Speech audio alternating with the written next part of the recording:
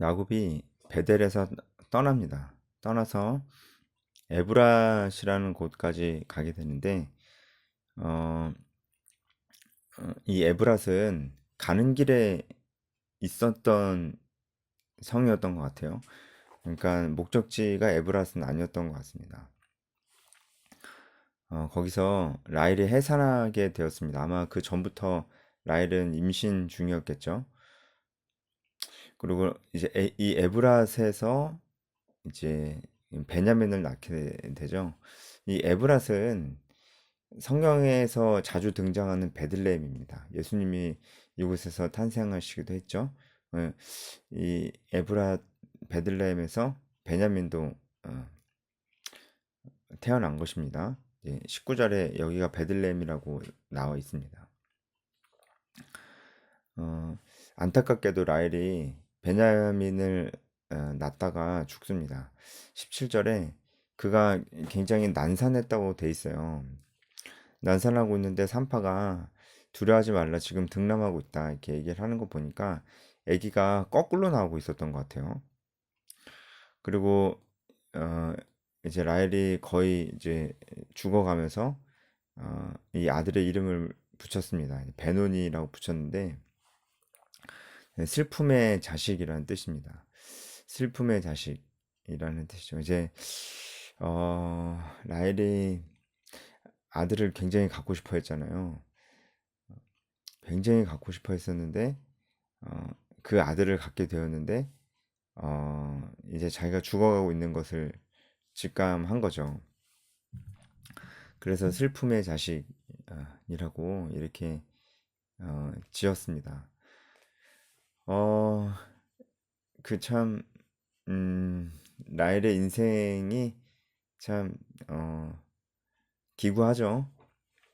라헬은 확실히 그 굉장히 아름다웠던 여인이었던 것 같아요.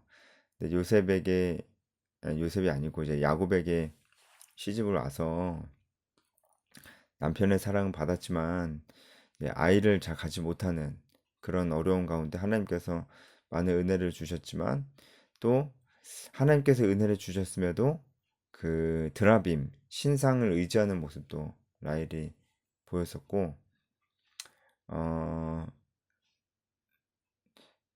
그랬 그랬었습니다. 네. 라헬의 인생이 참 그렇죠. 네. 그런데 지금 이제 그렇게 원하던 아들을 어, 또 낳으면서 이제 죽게 되었습니다. 어, 야곱과 결혼하지 않았으면 어땠을까요? 라헬이 야곱과 결혼하지 않았으면 예, 이렇게 고통스러운 삶을 살았을까? 이런 생각도 듭니다. 물론 하나님의 축복을 받은 자 야곱이고 그와 함께함이 라헬에게도 큰 은혜였을 겁니다. 실제로 많은 은혜를 라헬이 경험했고요. 하지만 많은 고통이 따랐던 것도 사실이었습니다. 무엇보다 라헬이 죽었을 때 고통스러웠던 사람은 야곱이었습니다. 어, 야곱이 라헬을 정말 사랑했잖아요. 여기 야곱이 울었다, 통곡했다 이런 말은 없지만 라헬의 묘에 비를 세웠잖아요. 또 돌기둥을 또 세운 겁니다. 야곱이 일생에 돌기둥을 세운 적이 4번 있었는데 이때가 마지막입니다. 마지막으로 돌기둥을 세웠습니다. 라헬의 묘비라고 이렇게 얘기했습니다. 예수님이 태어난 이곳에서 라헬은 죽었고 베냐민도 태어났습니다. 이 베들레헴이 참 사연이 많은 곳이죠. 야곱이 베델을 떠나서 가는 길에 라헬이 죽고 일단 뒤에 나오지만 음, 루벤이 그 아버지의 첩과 동침하고 그리고 또 이삭도 죽습니다. 야곱이 베델을 떠나서 좋았던 일이 베냐민을 얻은 것밖에 없어요. 예. 라헬도 죽고 아버지 이삭도 죽고 그리고 어, 첫째 아들이 에, 비라와 통관했습니다. 어, 이런 사건들을 보면서 조심스럽게 좀 유추해 보는 것은 야곱이 과연 베델을 떠났어야만 했을까라는 것입니다. 물론 야곱의 목적지가 베들레헴도 아니고 이삭이 살고 있었던 헤브론이었던 것 같습니다. 그런 면에서 봤을 때 야곱이 완전 엉뚱한 곳으로 가고 있었던 것으로 보이지는 않습니다. 혹은 세겜에서 사명을 따르는 것보다 안주하는 삶을 선택했던 것처럼 그렇게 안주하려고 했었던 것도 아니었던 것 같습니다. 그래서 좀 조심스러운 추측이긴 합니다. 하지만 어, 하나님께서 베델에 거주하라고 하셨거든요. 35장 1절에 베델로 올라가서 거기 거주하라. 그래서 거주하라고 하는 히브리어 동사가 정착해서 살다라는 뜻입니다. 잠깐 머물다라는 뜻이 아니에요. 그러니까 베델에서 사는 것이 하나님의 뜻이 아니었을까 이런 생각이 드는데 또 베델을 떠나자마자 이런 고통스러운 일들이 생기는 것을 보면서도 그런 생각들을 조심스럽게 해봅니다. 왜냐하면 성경은 하나님의 약속을 가장 중요하게 생각하면서 어, 그런 관점으로 봐야 되고 어, 그 약속이 그 성경 인물의 사명이 되기 때문에 그것을 잘 믿느냐, 그 믿음으로 행동하느냐가 성경 인물의 행동을 어, 그 행동이 옳았냐 그렇지 않느냐를 판단할 수 있는 좋은 기준이 되기 때문에 베델에 거주해야만 했었던 거 아닐까라는 그런 생각을 좀 해보게 됩니다. 어쨌든 야곱에게는 굉장히 고통의 시간들이었어요. 첫째 르우벤이 아버지의 첩 비라와 동침했습니다. 첩은 거의 아내였거든요. 그러니까 아버지의 아내와 동침을 한 겁니다. 근친상간이고 완전 패륜적인 행동이죠. 루벤과 비라는 나이 차이가 엄청나게 많이 나지는 않았을 겁니다. 어, 네, 10년 이상, 20년 이하 정도로 띠동갑 정도? 그 정도 차이가 났을 겁니다. 물론 많이 나는 거죠. 그렇지만 이게 어머니와 아들과의 관계다라고 생각할 정도로 많이 나진 않았을 겁니다. 어, 루벤은 첫째고 비라는 라헬의 종이었습니다.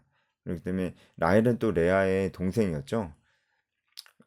루벤은 레아의 첫째 아들이고요. 그러니까 비라는 라헬보다도 어렸을 겁니다.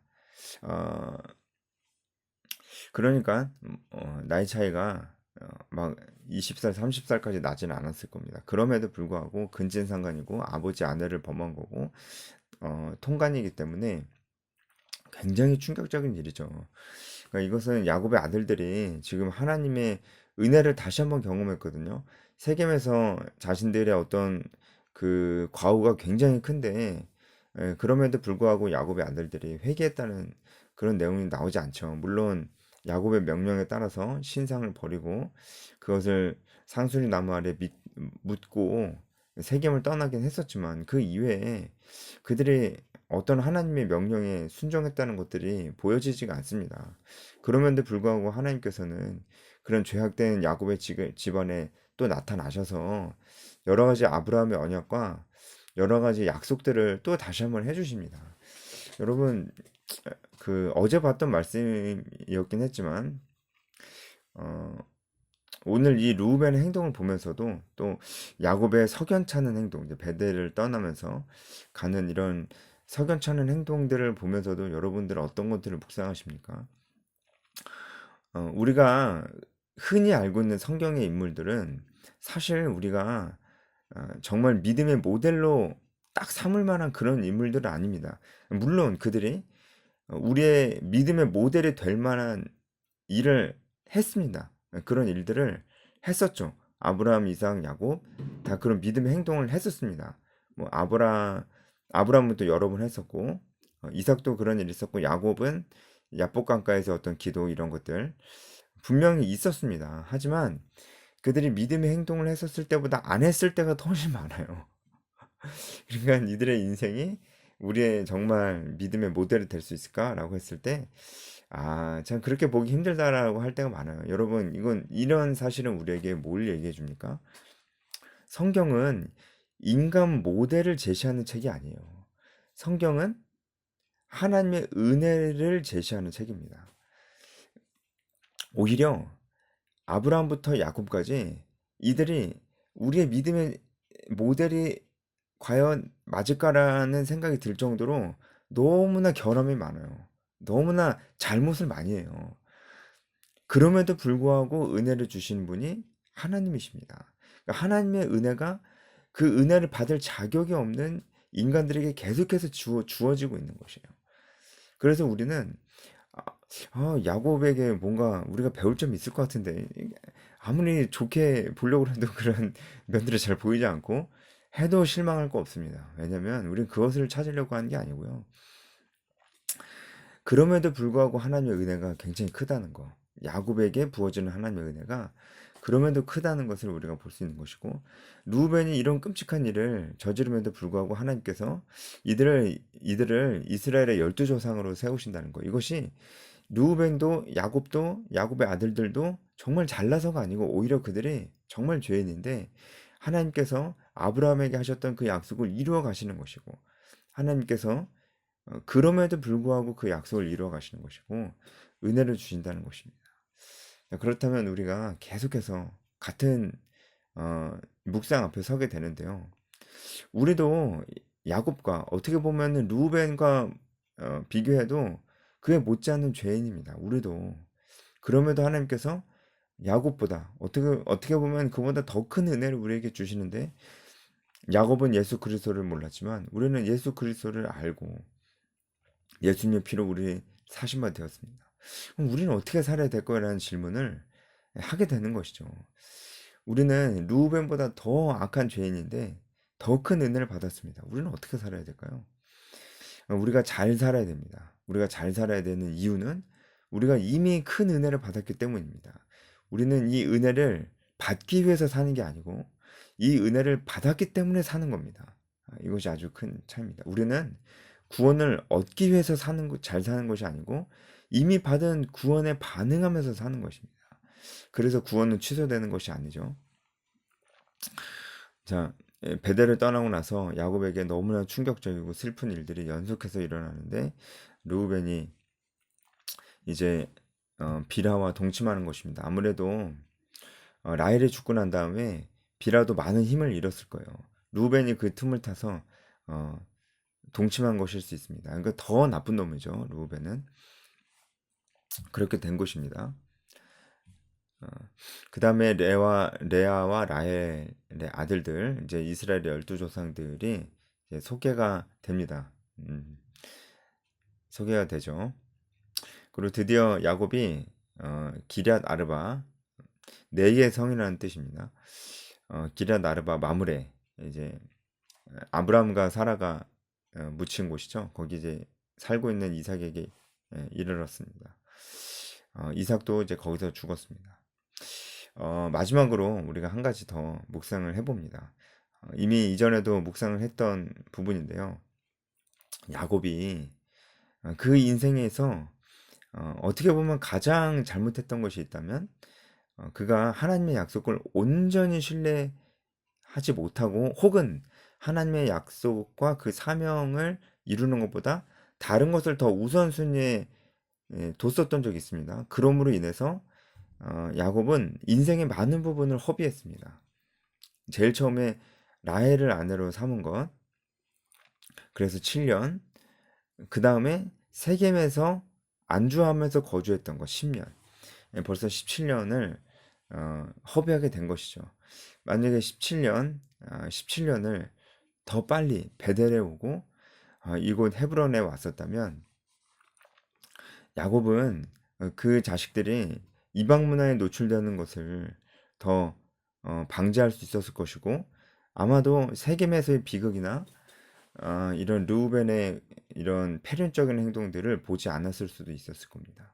그리고 사랑하는 어머니 리브가도 봤을 것이고 그 유모 드보라도 함께 행복한 시간들을 보낼 수 있었을 것이고, 어, 이렇게 헤브론에 오자마자 이삭이 물론 이제 오자마자 죽은 건지는 계산을 좀 해봐야 되겠지만 아마 이제 헤브론에 와서 오랜 시간을 같이 보내지 못했을 겁니다. 그래서 이제 우리가 이런 것들을 살펴봤을 때 어, 우리가 하나님의 사명을 쫓아가되 순종하되 지체 없이 가야 된다는 것을 또 한번 보게 되면서 다시 한번 어제 해설을 못 들으셨던 분들을 위해서 다시 한번 강조하자면 우리의 사명은 분명한 것 두 가지 복음을 전하고 제자를 삼는 것입니다. 한 가지 좀 더 하자면은 어, 우리가 이제 지상명령이라고 할 수 있는 게 전도와 제자화잖아요. 문화명령이라고 할 수 있는 것이 바로 창세기에 나와 있는 이 땅을 정복하고 다스리라는 겁니다. 이것도 하나님께서 우리에게 주신 명령이고 지금도 우리가 순종해야 될 명령입니다. 우리의 사명이죠. 우리도 이 사명을 지체하지 않고 순종해야 됩니다. 이 땅을 정복하고 다스리라는 사명은 뭘까요? 그것은 하나님께서 우리에게 이 땅을 다스릴 권한을 주셨다는 거죠.